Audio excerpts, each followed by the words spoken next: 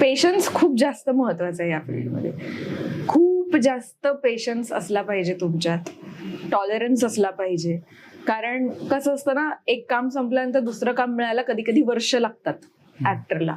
नाही होत तोपर्यंत एखादं काम कधी कधी एखाद्याला येतच नाही, किंवा कधी कधी येतात पण ती तेवढी वर्थ नाही वाटत, की काहीतरी चांगलं करू, हे करण्यात स्वतःला वेस्ट नाही करायचंय असंही वाटतं.